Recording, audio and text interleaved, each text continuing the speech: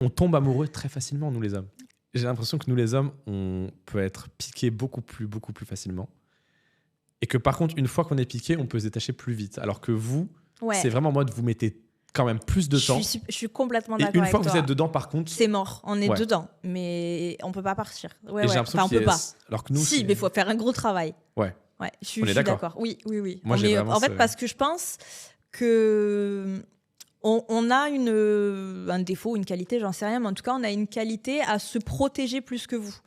En fait, on se met plus de barrières. Puis aussi, vous avez plus de choix, vous avez plus une position de force dans le rapport amoureux.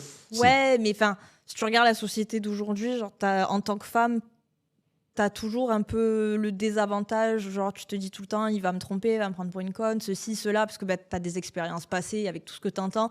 Donc, en fait, on se met plus de barrières, on se protège plus. Donc, c'est vrai qu'on met plus de temps à s'attacher et à se dire « ouais, ça va le faire, ouais, ça va le faire ». Mais une fois que tu as réussi à franchir les barrières, que tu as passé la porte, bah, c'est bon. Une fois que tu es installée dans la maison, tu restes à vie, quoi. Nous, après, on est là comme des grandes amoureuses et on n'arrive plus à partir.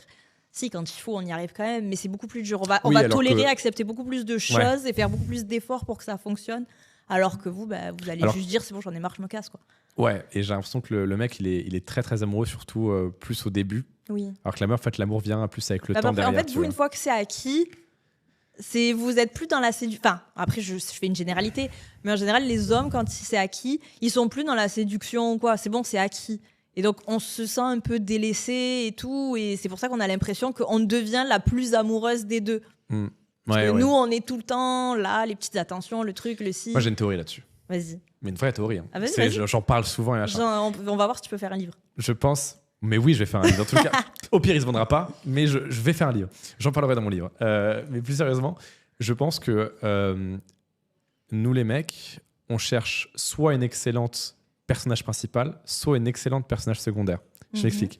Par exemple, moi, dans mon cas, entrepreneur, machin, etc., ce que je veux, c'est soit une personnage principale, c'est-à-dire une meuf qui fait plein de trucs, qui est soit modèle, actrice, mannequin ou chef d'entreprise, qui a un truc de fou. Vraiment la personnage principale de sa vie, tu vois. Dans un film, ça peut être la perso principale. Okay. Et en fait, elle va vivre vachement indépendamment de moi, entre guillemets. On va être un plus à la vie de chacun, mais on a nos deux vies, nos deux trucs, nos deux films, entre guillemets. Ouais. Ou alors une personnage secondaire excellente, c'est-à-dire la meuf qui te soutient à fond, qui limite bosse un peu avec toi dans ton business, qui est vachement derrière toi, etc. Et je trouve que ce qui marche pas du tout, c'est l'espèce d'entre-deux. Par exemple, moi, je sais que je pourrais pas du tout être avec une salariée qui fait ses 2-3 000 euros par mois et qui fait ses 35 heures et qui peut pas trop bouger, etc. J'ai l'impression que c'est soit vraiment l'un, soit vraiment l'autre et que tout ce qui est entre les deux ne marche pas. Ouais, je vois ce que tu veux dire. Qu'est-ce que tu en penses ? Je peux écrire mon livre ?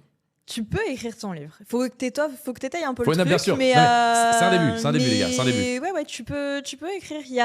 En tout cas, tu tiens un truc, c'est certain. Qu'est-ce que vous en pensez, les gars ? Solidarité masculine, apparemment, elle est pas ultra... Dans quel team vous êtes ? Est-ce que vous êtes sur la girl boss ou est-ce que vous êtes sur la gentille ? Oui, intéressant. C'est ça, surtout. Est-ce que vous voulez une personnage principal ou une personnage secondaire ? Toi, typiquement, tu serais plus personnage principal, du coup, mais tu vois, je te rejoins sur ce que tu dis parce que je trouve ça logique. Mais pour après j'ai pas 45 ans, tu vois, mais j'ai 29. Okay. De mon expérience de vie, le délire de la girl boss, ça fait peur.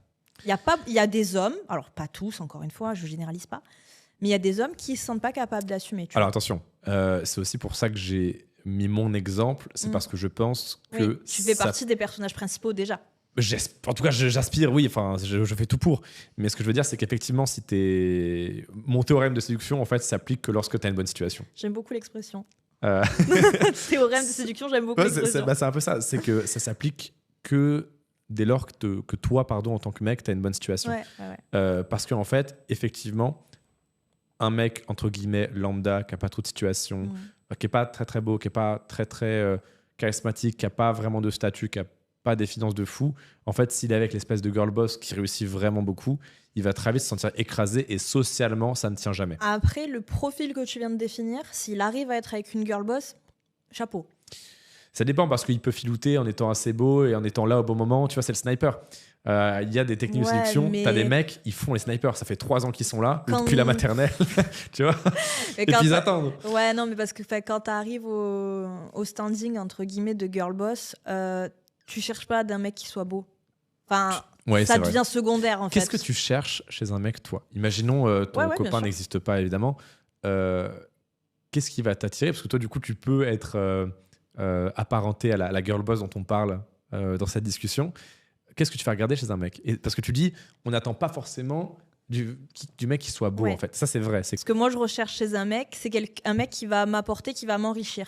Quand je dis m'enrichir, je parle pas financièrement. Je n'ai pas besoin qu'il Il va ajouter à ta vie, quoi. Ah, en j'ai gros. pas besoin Il va- qu'il m'entretienne. Si je veux un truc, je vais être capable de me le procurer moi-même, pas que quelqu'un me le procure.